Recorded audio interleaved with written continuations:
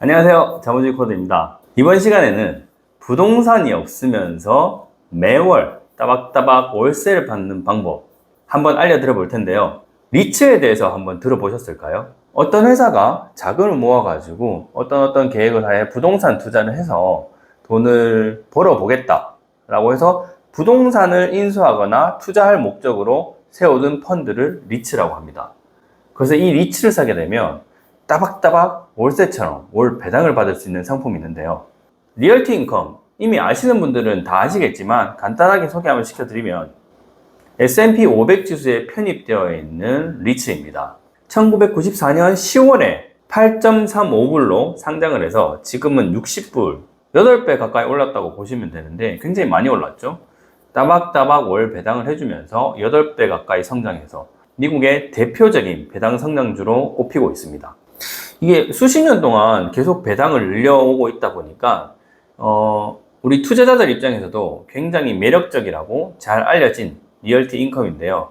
주요 고객사들은 이미 다 아실 것 같은데 뭐 세븐일레븐이라든지 페덱스 이런 기업들이 주요 고객사로 자리 잡고 있습니다. 우리가 리츠를 투자할 때는 일반 주식하고 조금 달라요. 일반 주식 같은 경우는 우리가 한 해 장사를 잘 해가지고 뭐 사업 운영을 잘해서 얼마만큼의 이익을 남았는지 단기 순이익을 정말 중요하게 생각을 하잖아요. 리츠를 투자하실 때는 단기 순이익을 보시면 안 됩니다.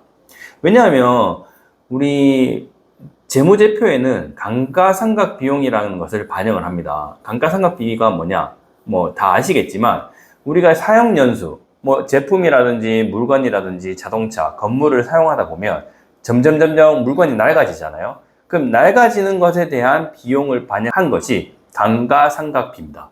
이 감가상각비를 반영을 할 때 우리가 비용 처리를 하게 되는데 부동산도 마찬가지로 감가상각 비용을 처리를 할 수 있습니다. 그러면 이게 비용으로 잡히기 때문에 우리가 단기순이익이 줄어드는 것을 볼 수가 있는 거죠. 하지만 여러분 아시다시피 부동산 같은 경우는 시간이 지나면 지날수록 입지가 좋거나 특정적인 부동산들 같은 경우는 오히려 자산 가치가 상승하는 것을 볼 수 있는 거죠. 그래서 리츠 같은 경우는 단기 순이익을 보시는 것보다 이런 사업 운영 수익, FFO를 보시는 게 더 중요하다고 보시면 됩니다.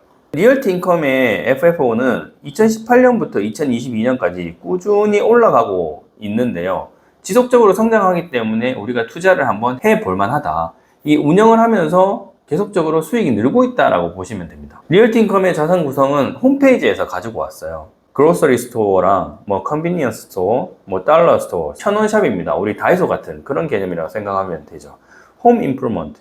그러니까 우리 일상생활에서 굉장히 자주 찾아갈 수 있는 뭐 슈퍼마켓, 채소 가게, 과일 가게, 편의점, 뭐 생활 필수품에 부동산을 투자를 하는 겁니다. 1위부터 10위까지 다 거의 그런 회사라고 보시면 되는데요. 이 기준은 2023년 3월 31일 기준으로 가장 최신 것을 제가 홈페이지에서 따왔습니다. 그리고 탑 20 클라이언트를 보시게 되면 그러니까 거의 생활 필수품을 판매하는 회사랑 그 생활에 밀접하게 관련된 회사들, 그런 회사들이 주요한 고객이다.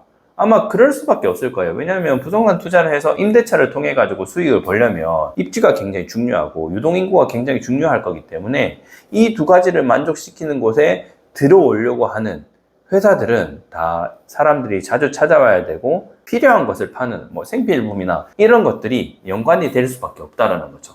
그러다 보니까 리얼리티의 주요 산업 같은 경우는 유통이 거의 82%, 생활 필수품을 유통을 하는데 회사가 아마 82%로 거의 많이 차지하고 있고요. 주요 지역 같은 경우는 텍사스, 영국, 캘리포니아, 일리노아, 플로리다, 매사추세츠, 오하이오 이렇게 7개의 지역에 가장 많이 분포를 하고 있는데 그 중에 최근에 좀 이슈가 한번 있었죠. 캘리포니아에서 이슈가 있었습니다. 미국 상업용 부동산 시장이 별로 안 좋다라는 소문이 많이 돌고 있는데 뭐 대출도 급증하고 이렇게 보시면 대출도 늘어나고 있고 그 숙박용 건물, 사무실, 쇼핑몰 이 가격들이 많이 매우 다운되고 있다. 사무실을 보시게 되면 25%나 부동산 가격이 빠졌어요. 아까 샌프란시스코 캘리포니아 주에 있는 샌프란시스코 같은 경우는 사무실 공실률이 무려 25%에 가까이 육박했다고 하네요. 샌프란시스코는 우리 잘 알고 있는 실리콘밸리가 있는 회사인데 저도 실리콘밸리 한번 갔다가 왔어요. 스탠포드 대학교에 한번 그냥 우연하게 견학을 갈 수 있는 기회가 있어서 다녀왔는데 그때만 하더라도 코로나 이전에 갔다 왔거든요. 엄청 유동인구도 많았고 저녁에 사람도 많았고 엄청 빽빽했어요. 근데 코로나 이후에 지금 보시게 되면 미국도 그렇고 우리나라도 그렇고 재택 근무가 굉장히 활성화되어서 지금도 재택을 원하시는 분들이 굉장히 많단 말입니다. 미국은 특히 더 심하죠. 그렇기 때문에 사무실로 출근하려고 하는 인원들이 많이 없다 보니까 상업용 오피스를 사용하는 비중도 점점 낮아지고 있다. 저는 그렇게 알고 있습니다. 그렇기 때문에 이렇게 공실률이 조금씩 높아지고 있지 않나 생각이 들어요. 리얼티 인컴의 한계를 보시면 어쨌든 간에 리얼티 인컴 같은 경우는 우량한 부동산, 입지가 좋고 교통 환경이 좋고 뭐 사람들이 많이 몰릴 것 같은 아주 부동산 입지가 좋은 곳을 계속 찾아다녀야 된다는 거죠. 이건 제 생각입니다. 이 리얼티 인컴은 부동산을 계속 개발을 해가지고 주요한 입지에 우선적으로 선점을 해서 그 선정된 부동산에 아까 전에 말했던 뭐 페덱스라든지 세븐일레븐이라든지 뭐 다우너샵이라든지 이런 고객사들을 유치를 해서 임대차를 계약을 계속 맺어야 되는 건데요. 근데 부동산 개발을 하려고 하면 굉장히 비용도 많이 들고 범국가적으로 움직여야 된단 말이죠. 이런 것을 고려를 했을 때 앞으로 정말 부동산 개발을 할 수 있는 요충지가 얼마나 나왔을까요? 미국 내에. 미국이 엄청나게 큰 땅덩어리지만 실제로 살고 있는 것을 보고 유동인구가 많은 곳은 그렇게 많지 않거든요. 뭐 교통도 좋아야 되죠. 사람도 많이 다녀야 되죠. 주변에 시설들도 많아야 되죠. 이런 몇 가지 조건을 만족하는 입지가 많이 없단 말이죠. 그래서 아마 부동산을 추가적으로 확보하거나 더 개발할 수 있는 성장에 대한 한계점이 분명히 부딪힐 겁니다. 하지만 이제 자본주의 사회에서는 계속적으로 돈이 풀리는 구조고 대출도 권장하는 구조이기 때문에 부동산 자산 자체적인 가격 상승과 그런 인플레이션을 통한 월세 구조의 상승 이런 것들은 우리 성장을 할 수 있는데 충분히 이제 미끄럼이 될 거예요. 하지만 추가적으로 비약적으로 성장한다든지 예를 들어서 AI 산업군처럼 비약적인 성장이라든지 옛날 반도체처럼 비약적인 산업이 폭발적으로 40배, 50배 성장한다든지 이런 것은 아니다. 그렇게 보시면 될 겁니다. 뭐 다르게 생각하실 수도 있어요. 이건 제 생각이 들어주시면 될 것 같고요. 그럼에도 불구하고 리얼티 인컴을 선택을 해야 되는 이유, 이 배당 수익률 때문입니다. 배당 수익률이 무려 5% 이상, 그것도 성장하는 회사에서 5% 이상 배당을 준다. 굉장히 매력적이지 않나요? 그리고 리얼티 인컴이 보유한 부동산 같은 경우는 굉장히 시내 중심가, 임차인이 어느 임차인이든 재산세, 건물 보험료, 수리 및 유지 비용 이런 것들을 모두 부담하는 계약을 맺고서라도 들어가고 싶은 입지에 있는 거예요. 그렇기 때문에 리얼티 인컴이 굉장히 조사를 잘해서 부동산 분석도 잘하고 그런 것들을 개발을 잘해가지고 임차인한테 줌으로써 아주 갑적인 위치에 있는 리츠 회사라고 보시면 됩니다. 그래서 비용적으로도 세이브가 되고 좋은 수익 구조를 올릴 수 있는 이런 구조적인 발판은 마련되어 있다 보시면 되고요. 리얼티 인컴 배당 트렌드를 홈페이지에서 제가 조사를 해서 가지고 왔는데요. 2015년에는 거의 8% 정도 배당 수익률을 올렸는데 2016년 이후부터는 거의 한 4에서 5% 사이 5% 정도 받을 수 있다라고 생각을 하시면 됩니다. 최근 기준으로 한 주를 투자를 하시게 되면 0.2에서 0.25불은 월 배당으로 꾸준히 받을 수 있다는 거죠. 60달러를 투자를 했을 때 0.2불씩 12개월 받는다고 치면 2.4불 정도 받을 수 있는데 그렇게 되면 한 4% 정도 배당을 받을 수 있다고 생각하시면 되고 이렇게 매월 따박따박 배당으로 받고 싶다. 그런 분들 같은 경우는 리얼티 인컴 굉장히 매력적인 종목 중에 하나라고 생각합니다. 월 배당을 꾸준하게 받는다라고 하더라도 주식의 수익률이 한계가 분명하다고 하면 투자하는데 망설여지겠죠. 우리 워렌 버핏 형님께서 뭐라고 하셨습니까? 만약에 내가 죽으면 내 전재산 90%를 S&P 500 지수에 인덱스에 투자하라고 하셨잖아요. 그래서 리얼티 인컴과 대표적인 우리 미국 ETF 펀드 S&P 500 그리고 나스닥을 가지고 와서 한번 비교를 한번 해봤는데요. 수익률이 조금 차이가 났었습니다. 리얼티 인컴은 요 파란색, 나스닥은 노란색, S&P 500은 짙은 파란색입니다. 과거 1년치의 트렌드를 봤을 때 리얼티 인컴의 수익률이 지금 마이너스를 기록을 하고 있어요.